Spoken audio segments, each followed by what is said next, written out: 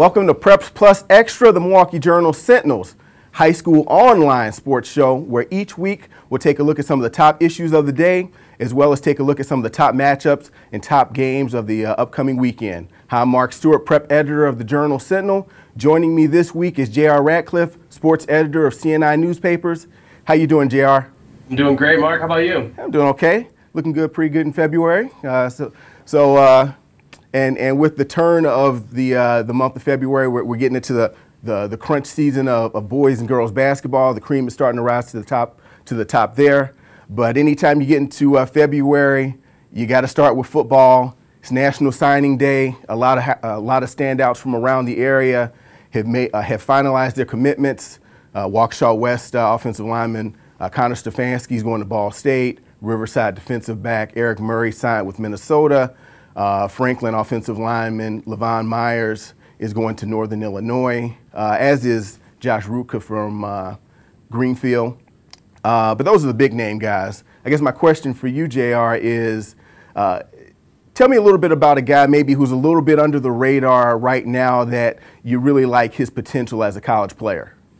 I think anytime you hear the term preferred walk-on, you recognize that the player is probably pretty good, but maybe not good enough to be in that top tier. But I look at a guy like Jake Rodemaker from Kettle Moraine. I mean, this is a guy who played for a losing team last year and was still the Defensive Player of the Year in a very good conference, the Classic 8. He's a linebacker. He's got size. He flies all over the place. Everybody raves about his ability, and he's going to be a preferred walk-on at the University of Wisconsin.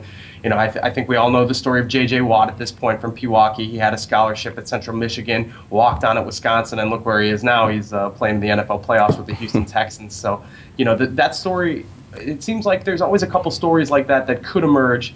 And another great preferred walk-on, Ben Holcomb from Germantown. He's going to the University of Minnesota. I mean, I look at those guys and I see, you know, the potential to be just on par with any of those scholarship kids.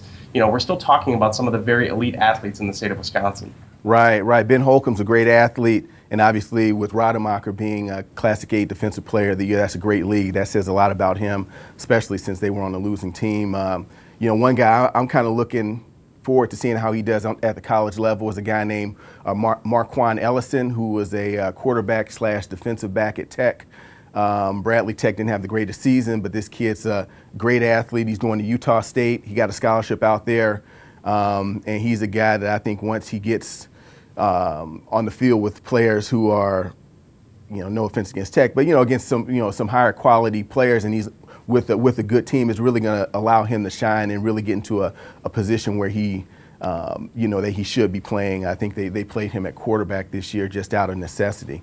But and I was going to say Levon Myers from Franklin. You already mentioned him. My colleague Steve Tietz wrote a column this week in the South Now newspaper about, it's also on franklinnow.com, about his decision to stick with Northern Illinois when Wisconsin actually offered him a scholarship late. Brett Bielema offered it to him himself, and kind of the decision-making process for him. And that's a really interesting story because we as Wisconsin, you know, prep sports fans or college sports fans, we all cheer for the Badgers, and we all assume if you're great and you're in the state of Wisconsin, you're going to go to eventually play for Bucky.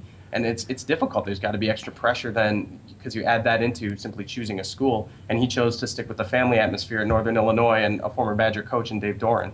Right. That was a big commitment for Northern Illinois. But that's enough of football. You know, we'll get back to those guys in August.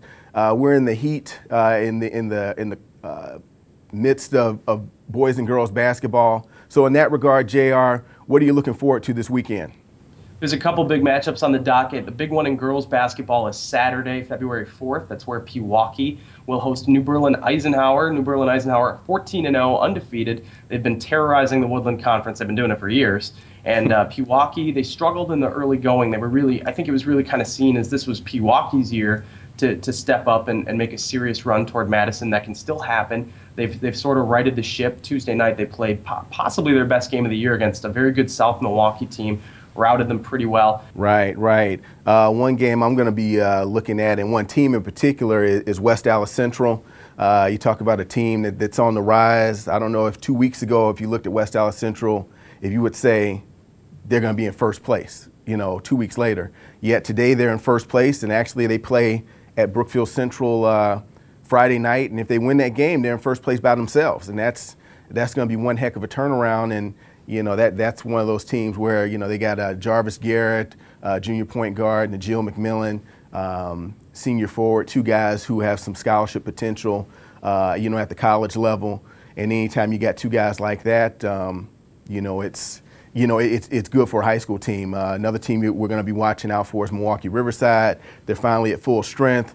DeAndre Downey's back after missing some games early in the year. Philip Nolan was recently granted a waiver of the transfer rule. So those two teams, those are the ones I'm keeping an eye out for as far as being strong the rest of the season. Yeah, West Allis Central is really, you look at their profile with they've only had 4 losses. One of them was a forfeit victory where Menominee Falls beat them pretty good, but then the result got switched around.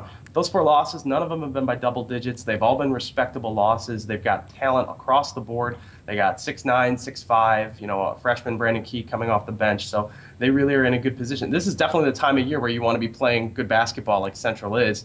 And you even mentioned the city conference with Nolan, and we talk. Deontay Burton has been in the news lately as a transfer guy to come back. I mean, these teams, they're really gearing up for the postseason run here. And Mark, you talked about that in a column earlier this week in the Journal Sentinel about the WIAA transfer rule. You said that you weren't quite satisfied with the way the rule plays out as it stands. Maybe you can talk about that a little bit and kind of some of the tweaks you'd like to see.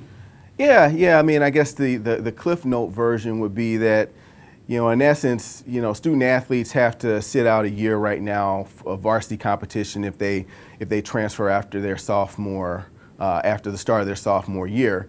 And, it's just the WIAA rule doesn't take into, legitimate reasons for transfers such as, maybe your school isn't good, or maybe there's some safety issues at your school. There are just a lot of things that the WIAA rule doesn't take account for. And then I just think a year is just too much of a penalty for a high school kid when really this is a rule that was designed to deter really a small handful of student athletes who go from one school to another for the wrong reasons. So I guess that would be the way I would sum up that that thought. Do you have any? What's your thought on the matter? Anytime there's a process where there's a little bit of secrecy, everything's taken case by case basis. It's easy for people to say, well, that kid got a good deal. Why didn't this kid get granted the waiver? And I think because this is such a new process, it's only a few years since it's been implemented. We could see in practice the WIAA gather some data and change it down the line here in the next couple of years. Yeah. Okay. Well, we'll give you last word on that issue, and we'll give you the last word on Preps Plus Extra. Hey, thanks for joining us this week. You can catch me and Lance Allen of today's TMJ4 on Preps Plus Sunday night on TMJ4 at 11 p.m. Take care and enjoy the games.